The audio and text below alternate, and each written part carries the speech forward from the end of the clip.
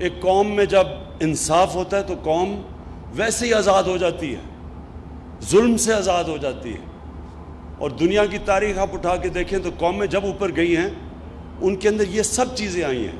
Role of law آیا، قانون کی بالادستی، تعلیم کے اوپر زور دیا گیا، اور پھر یہ دیکھا لوگوں کا جب آپ دھیان رکھتے ہیں تو ظاہر آپ ان کی صحت کا دھیان رکھتے ہیں، آپ ہسپتال بناتے ہیں، آپ پرائمری ہیلتھ کیئر کو بہتر کرتے ہیں.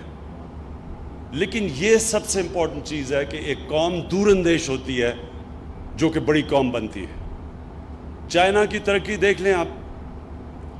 چائنا کی کمال یہ ہے کہ وہ 30 سال کے پلان بنے ہوئے ہیں. ہم جب چائنا گئے تو ان کے اتنے آگے لمبے پلان بنے ہوئے تھے کہ انہوں نے کیا کرنا ہے. پہلے سے سوچتے ہیں کہ آگے ہمیں پانی کا مسئلہ آئے گا، ہمارے وہ علاقے پیچھے رہ گئے ہیں، ہم نے ان کو اوپر لے کے آنا ہے. تو ان کی بہت بڑی یہ خوبی ہے اس قوم کی کہ آج دنیا میں سب سے تیزی سے آگے نکل گئے. کوئی سوچ بھی نہیں سکتا تھا 30 سال پہلے کہ چائنا دنیا کی وہ قوم بن جائے گی جو اب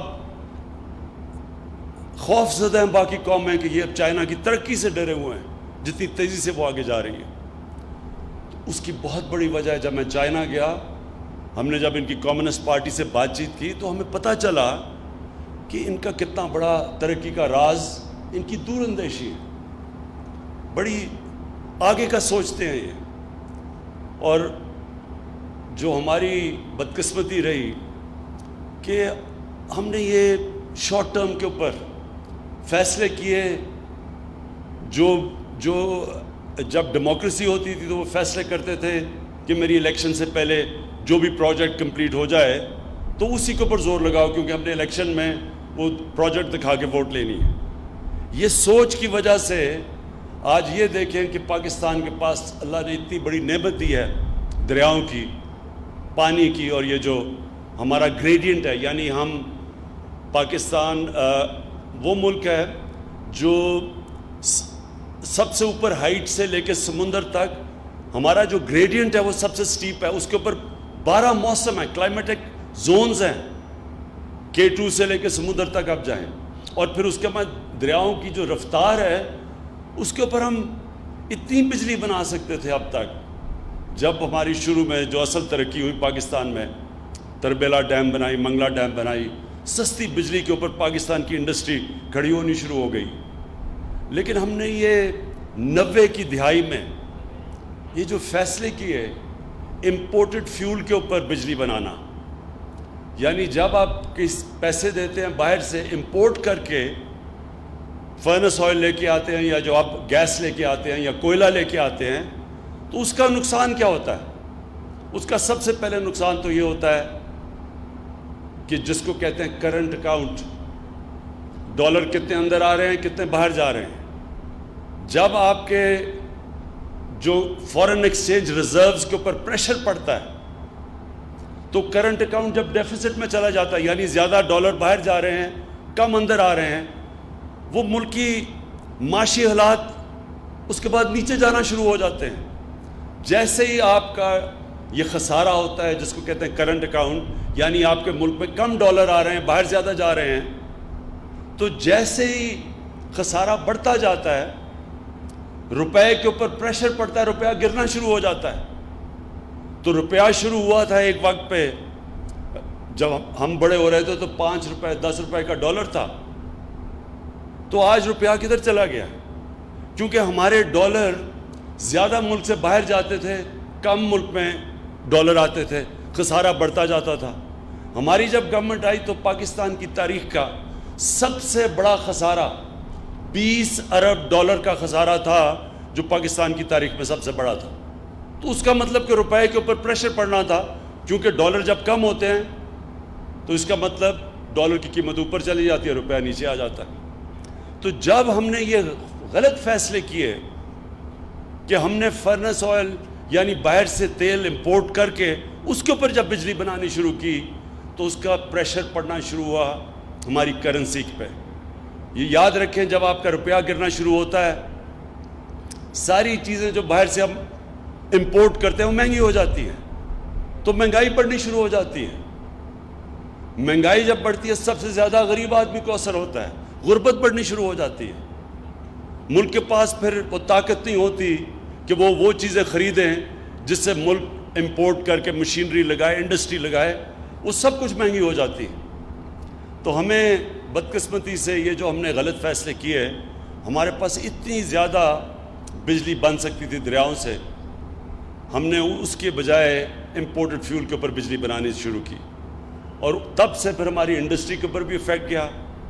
इंडस्ट्रियलाइजेशन बजाय हमारी बढ़ने के, हम डी इंडस्ट्रियलाइज करते रहे।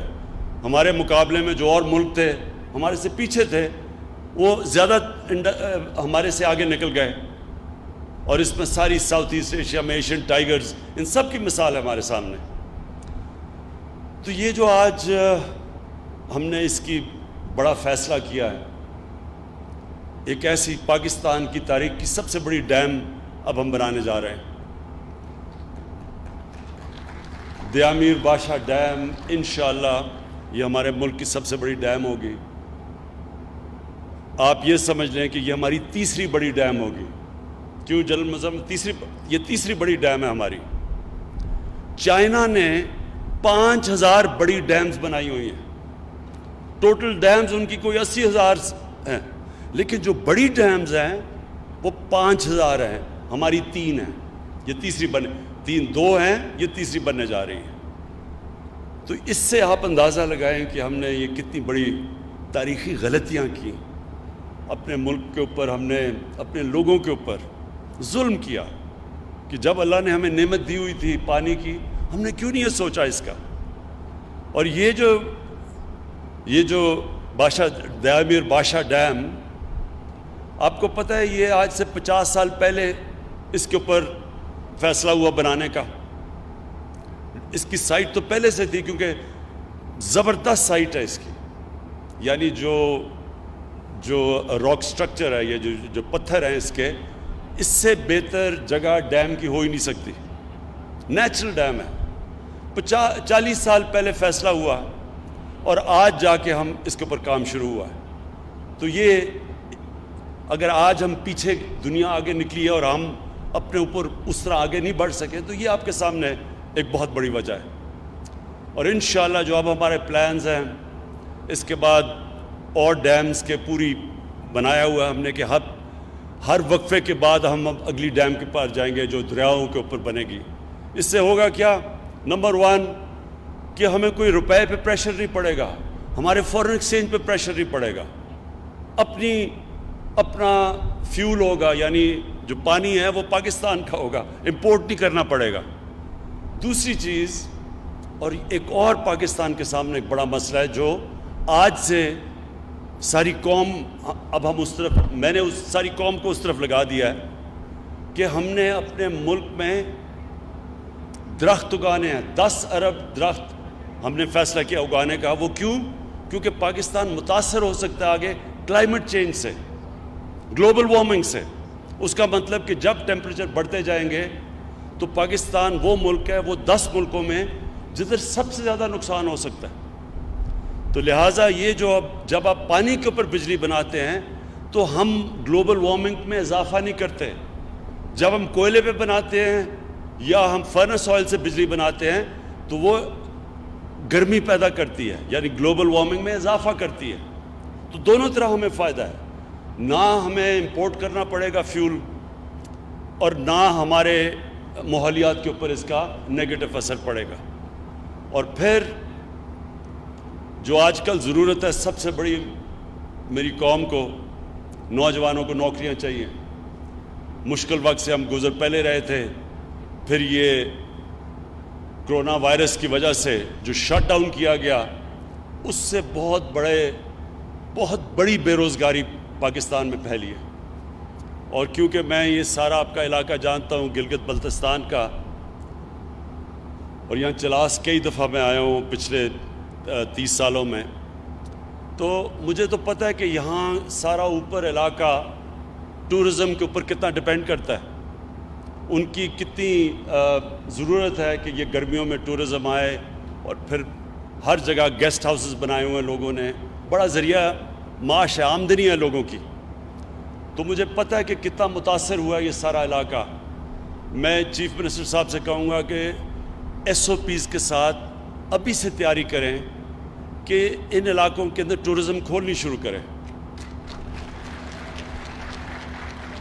اب یہ دنیا کے اندر اس کے اوپر کافی کام ہو چکا ہے، کیونکہ ہم دنیا سے بھی سیکھ سکتے ہیں. وہاں بھی اب آہستہ آہستہ لوگ ٹورزم کھول رہے ہیں. ظاہر ہے اس طرح کی ٹورزم نہیں ہو سکے گی جو کہ یہ کرونا وائرس سے پہلے کی تھی، لیکن ابھی آپ شروع کر سکتے ہیں آہستہ آہستہ کھولنا، اور SOPs اس کے ڈیولپ کر دیں. ہم آپ کو اپنی NCOC سے آپ کو بھجوا دیں گے کہ کس طرح کے آپ کو چاہیے، اور وہ انشاءاللہ آپ کھولنا شروع کریں.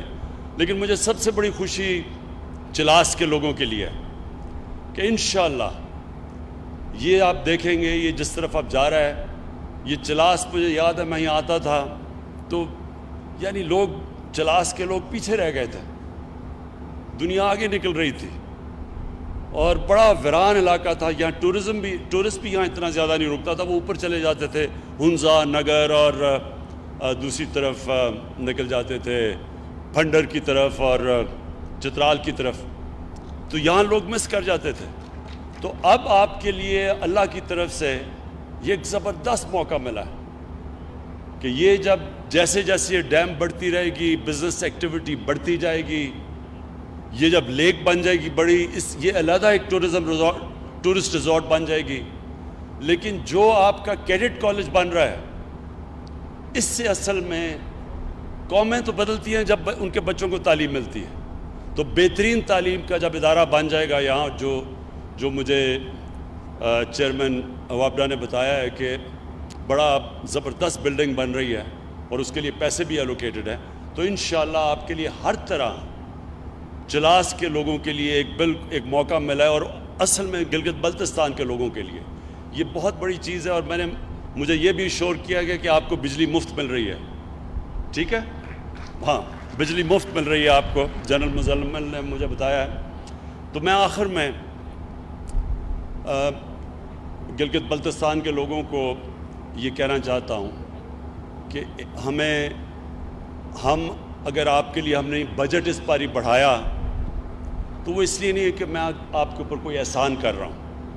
ہماری گورنمنٹ کی پالیسی ہے کہ جو پاکستان کے علاقے پیچھے رہ گئے ہیں اور جو پاکستان کی عوام پیچھے رہ گئی ہے، ہماری پرائیورٹی وہ ہے کہ سب سے پہلے ہم کوشش کریں ان کو اٹھانے کے لیے. ہماری ڈیولپمنٹ جو ہوئی ہے اب تک، وہ زیادہ پیسہ تھوڑی سی جگہوں پہ شہروں پہ لگ گیا. جو ملک کا پیسہ جب تک ہم جو علاقے پیچھے رہ گئے ان کے اوپر نہیں پیسہ خرچ کریں گے تو وہ تو اور پیچھے رہ جائیں گے. تو گلگت بلتستان کے اوپر ہم نے پورا زور لگایا کہ آپ کا بجٹ بڑھے. جو مرج اب ہو گیا ہے، جو پرانا قبائلی علاقہ تھا، اس کے اوپر ہم اب پوری طرح وہ، حالانکہ مشکل حالات کے اندر ہم مرج ڈسٹرکٹ یعنی کہ جو پرانا قبائلی علاقہ تھا اس کو ہم پوری طرح فنڈ کر رہے ہیں. اور تیسرا بلوچستان جو ہمارا ہے تو زمینی طور پہ سب سے بڑا صوبہ، لیکن وہ بھی بہت پیچھے رہ گیا ہے. تو اس کے اوپر بھی ہم نے اس پر ہی بلوچستان کو پیسہ دیا ہے. کبھی بلوچستان کے پاس پہلے اس طرح کسی گورنمنٹ نے نہیں پیسے دیا مشکل حالات کے اندر. اس کی بھی وجہ یہ ہے کہ وہ بھی پیچھے رہ گئے.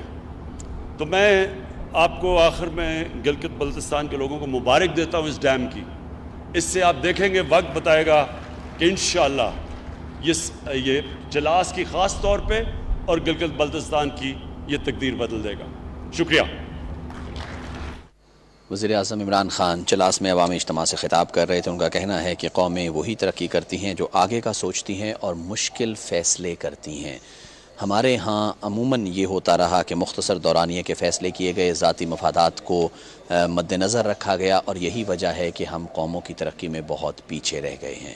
پاکستان میں پن بجلی پیدا کرنے کی بھرپور صلاحیت موجود ہے، اسی سے سستی بجلی اور ماحول دوست بجلی جو ہے وہ میسر ہوتی ہے.